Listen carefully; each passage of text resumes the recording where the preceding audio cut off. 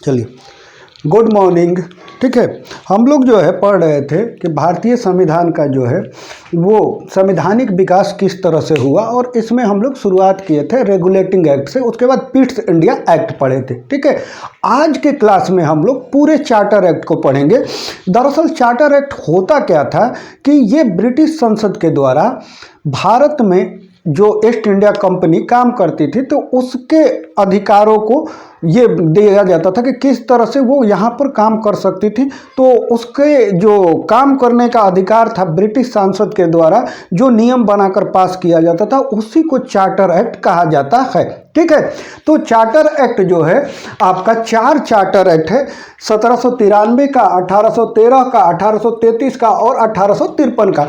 इस हर charter act में हम लोग पढ़ेंगे कि क्या प्रावधान किया गया था और आज के समय भारतीय संविधान में कौन सा प्रावधान जो है इस चार्टर एक्ट से लिया गया था। ठीक है, तो शुरुआत करते हैं हम लोग। जो पहला चार्टर एक्ट पास हुआ था 1793 में। ठीक है, 1793 का जो चार्टर एक्ट था, इस चार्टर एक्ट में क्या था कि कंपनी के अधिकारों को 20 वर्षों के लिए बढ़ा दिया गया था, यानी कि ईस्ट इंडिया कंपनी भारत में 20 वर्षों तक और व्यापार कर सकती थी। ठीक है, इसमें यही था कि कंपनी 20 वर्षों तक कर सकती थी। ठीक, तो देखिए यहाँ पे जो पहला चार्टर एक्ट है 13 में, फिर 20 साल पर आया 1813 में, फिर 20 साल 1833 और फिर 20 साल 1853। तो ये चार्टर एक्ट में पहला काम क्या होता था कि कंपनी के अधिकार को डिफाइन किया जाता था कि कब तक व्यापार करेगा, किन क्षेत्रों में करेगा और किन नियमों के तहत करेगा। यही चार्टर एक्ट में जो है शामिल किया जाता था। तो पहला जो चार्टर एक्ट था उसमें था कि कंपनी के अधिकारों को 20 साल के लिए बढ़ा दिया गया था। उसके बाद जो भी नियम बनता था उसको लिखित रूप में अब जो है दर्ज किया जाता था। दूसरा प्रावधान इसके था कि जो भी नियम बनता था उसको लिखित रूप में दर्ज किया जाता था। और तीसरा, जो भी कानून बना उसका व्याख्या करने का अधिकार किसको दिया गया? न्यायालय में। पिछला क्लास में हम लोग पढ़े थे कि 1773 का रेगुलेटिंग एक्ट था, उसके तहत जो है 1774 में पहला कलकत्ता में सुप्रीम कोर्ट की स्थापना हुई थी और उसके जज थे एलिजा इम्पे। ठीक है, अब आते हैं कि इससे क्या प्रावधान लिया गया है। इससे प्रावधान है न्यायिक पुनर्विलोकन का प्रावधान। ठीक है, जुडिशियल रिव्यू। ये है क्या कि अभी जो है संसद में अगर कोई कानून बन जाता है तो उस कानून को न्यायालय के द्वारा देखा जाता है कि वो संविधान के अनुरूप बना है कि नहीं।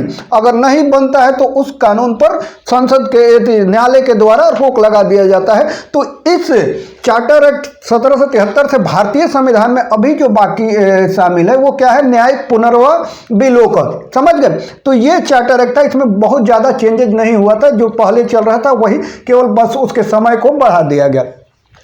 उसके बाद आ जाइए, अगला चार्टर एक्ट कितना साल के बाद आएगा? 20 साल के बाद आएगा। तो 1813 में आ गया फिर से चार्टर एक्ट, फिर वही किया गया कि कंपनी के अधिकार को 20 साल के लिए बढ़ा दिया गया। पहला चीज था तो उस बात को अब हम लोग रिपीट नहीं करेंगे, हर 20 साल के लिए बढ़ा दिया जाता था। इस चार्टर एक्ट में क्या था कि जो ईसाई मिशनरी थे उनको भारत में धर्म प्रचार की अनुमति दे दी गई। ये क्वेश्चन जो है यूपीपीसीएस में पूछा हुआ है क्वेश्चन। ठीक है, तो ईसाई मिशनरियों को ये क्वेश्चन आया था कि किस चार्टर एक्ट के तहत ईसाई मिशनरियों को भारत में धर्म प्रचार की अनुमति दी गई। तो चार्टर एक्ट 1813 का चार्टर एक्ट था। ठीक है, इसके बाद क्या किया गया कि इस चार्टर एक्ट में एक महत्वपूर्ण संशोधन, महत्वपूर्ण बदलाव हुआ कि जो कंपनी था उसका व्यापारिक अधिकार जो था वो समाप्त कर दिया गया। यानी कि अब कोई भी ब्रिटेन का कंपनी भारत में व्यापार कर सकती है, ईस्ट इंडिया कंपनी ही जो है इकलौता उसका मोनोपोली नहीं रहेगा। तो ये काम किया गया था इसमें बस। लेकिन 2 सब्जेक्ट अभी भी ईस्ट इंडिया कंपनी के लिए रिजर्व थे, चीन और चाय। चीन और चाय के साथ जो है वो केवल जो है ईस्ट इंडिया कंपनी ही जो है वो व्यापार कर सकती थी, बाकी चीज़ों के लिए सबको ये फ्री छोड़ दिया गया था। समझ गए? तो इसमें क्या हुआ, पूछता है, क्वेश्चन आया है बहुत बार कि किस चार्टर एक्ट के तहत कंपनी के एकाधिकार को समाप्त कर दिया गया। एक बात है एकाधिकार को समाप्त कर दिया गया, और एक क्वेश्चन है कि पूरी तरह एकाधिकार। यहाँ एकाधिकार समाप्त हुआ लेकिन अभी उसका मोनोपोली था चीन और चाय पर, यानी चाय का व्यापार सिर्फ ईस्ट इंडिया कंपनी कर सकती है। अंग्रेजी सब चाय का आदत लगा दिया, समझ गए? तो वहां पे था, और ये जो चीन के साथ ये दोनों जो है उसका एकाधिकार बना रहा। इस चार्टर एक्ट में और एक चीज आया था जो कि बीपीएससी 2008 में ये पूछा हुआ है। बीपीएससी 2008 का ये क्वेश्चन है।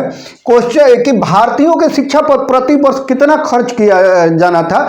उसमें यह प्रावधान कर दिया गया कि भारतीयों की शिक्षा पर प्रति वर्ष 1 लाख रुपया जो है वो खर्च किया जाएगा। और इसके बहुत सारे अलग अलग लोग अपने अपने तरीके से इंटरप्रेट करते हैं कि अंग्रेज चाहता था कि कोई पढ़ा लिखा लोग मिल जाए जिससे कि कंपनी का काम कर सके, इसलिए वो भारतीयों को शिक्षित करना चाहता था, खासकर अंग्रेजी शिक्षा देना चाहता था। आगे आएंगे मैकाले के बारे में हम लोग पढ़ेंगे किस तरह से अंग्रेजी शिक्षा। तो इसमें क्या था कि भारतीयों की शिक्षा पर प्रति वर्ष 1 लाख रुपया जो है वो खर्च करना था। ठीक है, ये अगला है जो कि बीपीएससी में पूछा हुआ है 2008 में। ठीक, उसके बाद क्या हुआ कि कलकत्ता, मुंबई और मद्रास सरकार जो नियम बनाएगा उसको ब्रिटिश संसद में अनुमति अनिवार्य कर दिया गया। यानी उन नियमों को जो है, जो कलकत्ता, बंबई और मद्रास बनाएगा, उसको जब तक ब्रिटिश संसद का अनुमति नहीं होगा तब तक उसको जो है लागू नहीं किया जाएगा। जैसे भारत में अभी भी है जो केंद्र शासित प्रदेश हैं उसको जो है भेजा जाता है राष्ट्रपति की तरह, तो उस तरह का नहीं था, लेकिन इस तरह ये दिया गया। दूसरा क्या किया गया कि जो ब्रिटिश सम्राट थे उनको गवर्नर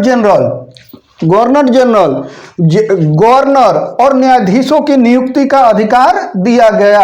जैसे भारत में अभी भी राष्ट्रपति जो होते हैं राज्यपाल और जजों की नियुक्त करते हैं, तो ये प्रावधान आप मान सकते हैं कि यहाँ से लिया गया होगा। ठीक है, तो ये जो है ये आपका था चार्टर एक्ट इसमें।